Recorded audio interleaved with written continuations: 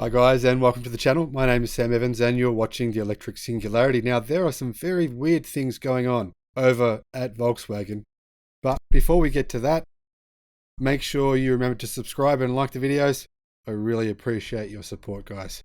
Now the IDX is the new Volkswagen electric hatchback, and it's a hot hatch, no doubt about it. Looks very cool, I like it.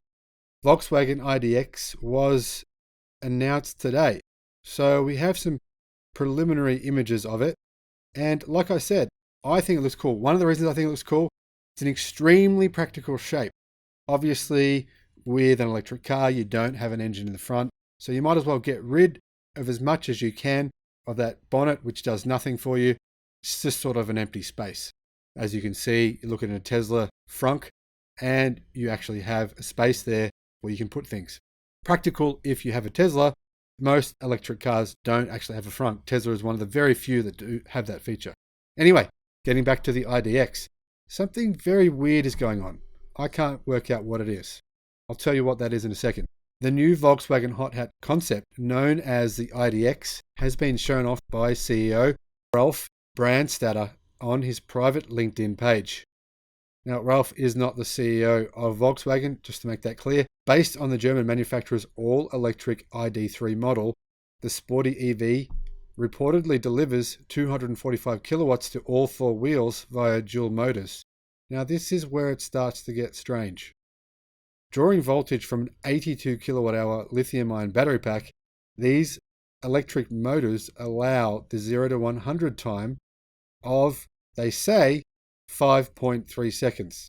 This leaves it placed between Volkswagen's Golf R, which does 4.8 seconds, and that's a petrol-powered car, of course, and its Golf GTI, which does 6.2 seconds in the performance rankings. Obviously, those are hatchbacks from Volkswagen. Now, for reference, the standard entry-level ID.3 puts out just 110 kilowatt from a single rear axle-mounted motor, allowing the 0 to 100 sprint or 0 to 60 mile per hour sprint to be completed in a fairly slow 8.9 seconds. Voltage in that car, the base model, is drawn from a 45 kilowatt hour battery. Perhaps more impressive than the IDX powertrain, however, is its significant weight shedding. I don't know how they've done this, but it's quite incredible. According to Mr. Brandstatter, the vehicle weighs 200 kilo less than its production ID sibling, therefore likely tipping the scales at approximately 1400 kilo. Now, I'm calling bullshit on this, guys. I mean, to be honest, this would be amazing if it were true. However, it's not possible. They've doubled the size of the battery. The car is the same size, and somehow they've lost 280 kilos. Well, obviously doubling the size of the battery would significantly add weight to the car. Unless they've crafted every single part of the car, including the wheels, out of carbon fiber, there's no chance that they've actually shed 200 kilos from this car. So something strange is going on here, and I think we're being given the wrong information about that. Maybe they've reduced the car weight by 20 kilos. That's more likely.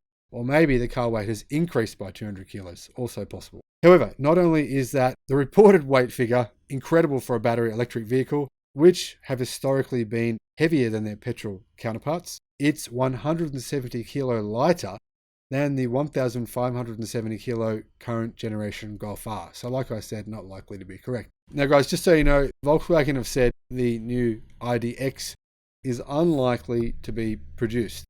However, a very similar car called the ID3R will be produced.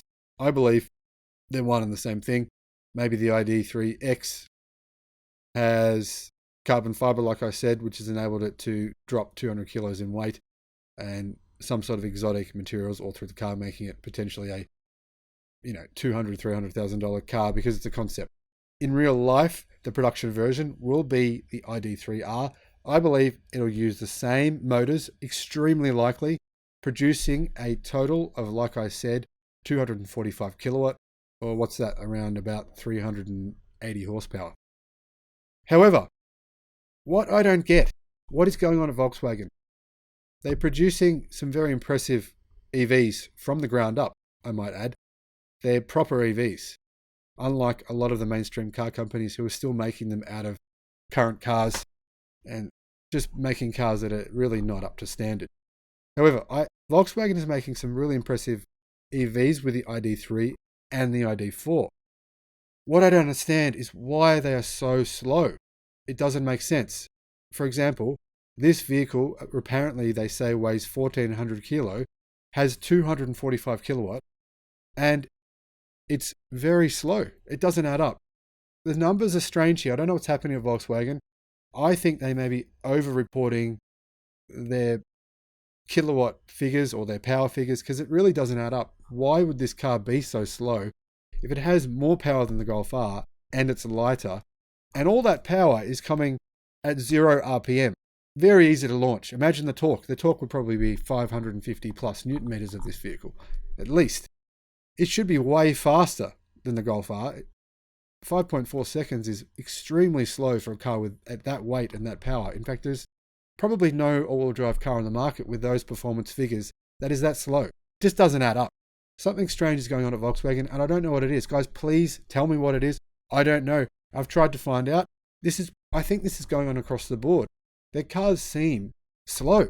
Look at the examples from Tesla, BYD, NIO, all these other brands. They're making cars where the 0 to 60 mile per hour, 0 to 100 times are fast. I mean, look at the Han, 3.9 seconds. Look at the Tang, BYD Tang, 4.4 seconds 0 to 60. Tesla, base model, Model 3, 5.6 seconds 0 to 60 or 0 to 100 kilometers an hour. That's the base model. The performance model, 3.2 seconds 0 to 60, 0 to 100 kilometers an hour. Why are these Volkswagen ID3 and ID4 cars so slow? Does anyone know? Please, if there's an engineer out there, I would love to know. Guys, getting back to this story, like I said, I firmly believe this is actually the ID3R, and the ID3R will have 245 kilowatt. I think that performance time is based on an increase in weight, and I think that's what's really happening here. The car is now 82 kilowatt hours for the ID3R, so that's what I'm going to go out and say. I'm going to go out and say that the ID3R will have this 82 kilowatt hour battery. It's the most practical, logical thing. We'll have dual motors totaling 245 kilowatt, and that will add weight to the car, thus meaning the 0 to 60 mile per hour sprint or the 0 to 100 kilometer an hour sprint will take around about 5.4 seconds because the car will probably weigh an extra 200 kilos versus the standard ID3. Guys, tell me what you think in the comments. This is what I think. Let me know what you think, and I'll see you on the next one.